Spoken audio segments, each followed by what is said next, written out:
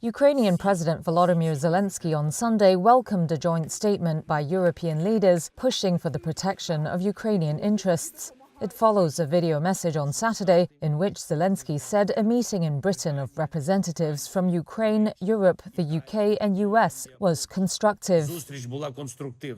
US Vice President J.D. Vance was among them, along with British Foreign Secretary David Lammy, who was hosting Vance and his family during their visit to England. The meeting came after US President Donald Trump announced face-to-face talks with his Russian counterpart Vladimir Putin in Alaska on August 15th. The British and European leaders, including from France, Italy, Germany, Poland, Finland and the European Commission, on Saturday welcomed Trump's efforts to end the war. But they also stressed the need to pressure Russia and give Kyiv robust and credible security guarantees, adding that, quote, they remain committed to the principle that international borders must not be changed by force. On Sunday, Zelensky said in a social media post that Ukraine values and fully supports their statement, saying, quote, the end of the war must be fair, and I'm grateful to everyone who stands with Ukraine and our people today for the sake of peace in Ukraine, which is defending the vital security interests of our European nations. It's very complicated, but Trump on Friday talked up the prospect of a deal to resolve the 3.5-year-old conflict. There'll be some swapping of territories to the betterment of both. Zelensky and his European allies have warned that any deal requiring Ukraine to surrender significant parts of its territory would only encourage Russian aggression. Meanwhile, Europe has put forward a counter-proposal, a European official said, declining to provide details. The Wall Street Journal said it included demands that any territorial exchange must be reciprocal, with firm security guarantees. The White House did not immediately respond when asked about the counter-proposal.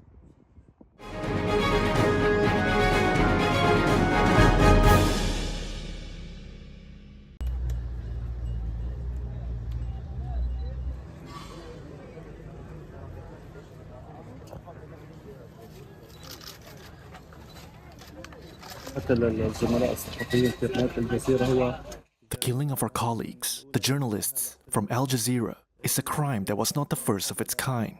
The occupation, from the beginning of the aggression, has killed dozens of journalists. And this is a crime that the international parties must stand up to against. And there must be a court case against the occupation for these crimes that are committed against our colleagues who convey the truth.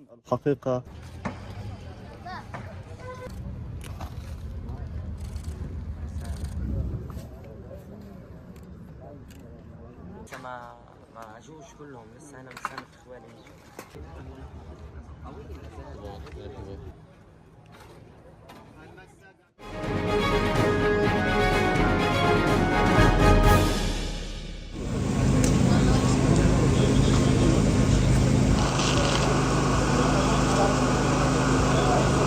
burada Ankara'da bile depremi hissettiğini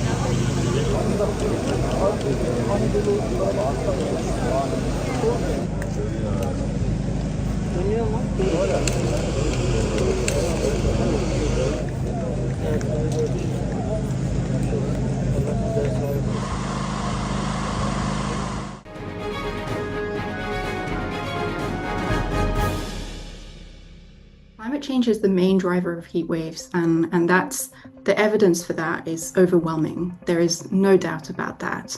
We have done tons of observations. We have models, everything agrees. The scientific consensus is overwhelming and is decisive, right? And we know that as long as we're going to keep burning fossil fuels, we're going to see an increase in temperatures, and that's going to make heat waves more likely and more intense. And as we burn these fossil fuels, we're releasing carbon dioxide into the atmosphere.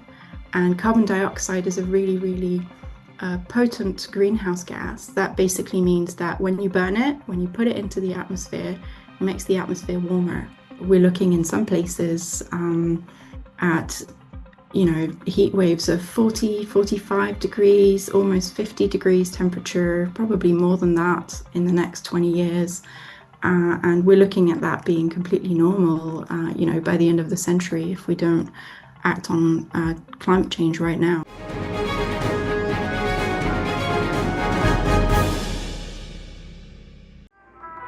in the coastal city of Sousse, Tunisia. A medtech startup says it is transforming the future of prosthetics with AI-powered bionic limbs. Cure Bionics, founded in 2020 by Mohamed Dawafi, creates lightweight, muscle-controlled prosthetics using 3D printing and EMG signal sensors, designed to be non-invasive and accessible, especially for children aged 8 and older. As for prosthetic limbs, it's an issue that affects the whole world. We're talking about more than 30 million people worldwide. The more shocking thing is that only 5% have access to prosthetic limbs, even internationally. And this is due to their prices, the difficulty of fitting them, and the accessibility of them in local markets. And from here, part of our mission is to make them more affordable and more geographically accessible through the technology we are developing. Inside their lab, engineers scan real-time electrical recordings of muscle activity using their device. A mobile app then simulates prosthetic hand control in 2D.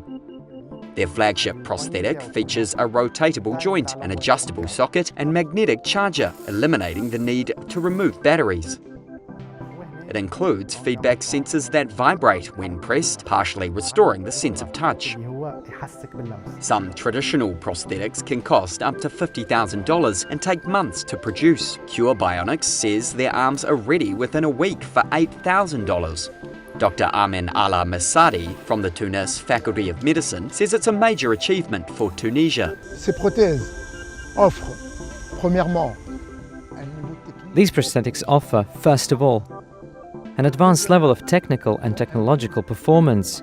Secondly, their cost, compared to similar imported products from foreign countries, is easily 50% lower, if not more.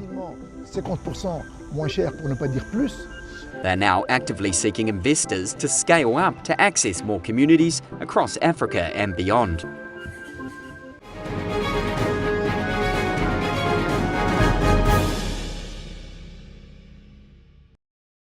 Danish wind farm developer Ørsted said on Monday it plans a $9.4 billion rights issue, citing adverse development in the US offshore wind market. Ørsted said in a statement the Danish state, which owns just over half the company, has agreed to subscribe to a similar portion of the share issue, upholding a majority stake. Its CEO says the rights issue will provide financial robustness through to 2027. Ørsted also said that as a result of the market developments, it would discontinue the process for a partial divestment of its Sunrise wind project in the US. It said in a separate statement its earnings rose 9% year-on-year in the first half of 2025. The company is due to publish its full second quarter earnings report on Wednesday. On Monday, it maintained full-year guidance of up to $4.3 billion. It, however, altered the outlook for the offshore division.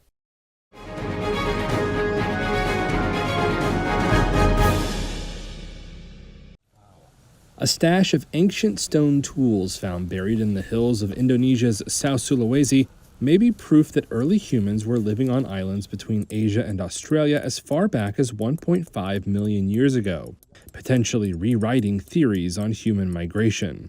The tools, small, chipped, and likely used for cutting small animals or carving rocks, were dug up in the Wallenai Hills by a team of archaeologists from Indonesia and Australia. Fossils of long-extinct animals were also discovered at the site, according to Adam Brum, an archaeologist at Griffith University. And we found the artifacts within this ancient river sediment, along with fossils from extinct types of animals that once lived in Sulawesi, including an early form of elephant, as well as a type of giant pig that used to live here. And we know now that at least 1 million years ago, early humans were also living in this same landscape here on the island of Sulawesi. Brum says the discovery of million-year-old tools in Sulawesi is especially significant because of where it is. Sulawesi is the largest island in a region known as Wallacea, an archipelago never connected to major land masses. This means early humans would have to have crossed open ocean to reach them, something previously thought impossible. These were artifacts made by ancient humans who lived on the earth long before the evolution of our species, Homo sapiens. We think it was probably Homo erectus, and we think Homo erectus somehow got from the Asian mainland across a significant ocean gap to this island, Sulawesi. at least 1 million years ago.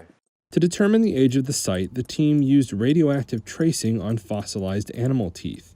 The archaeologists published their findings in the journal Nature in August, stating that the discovery could transform their understanding of early human migrations.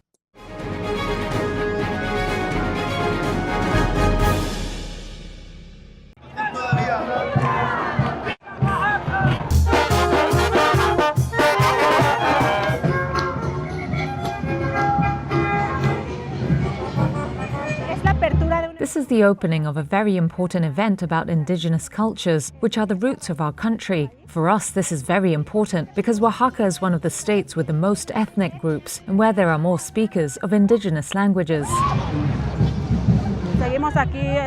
We continue to make an effort to keep the culture alive, our traditions and customs.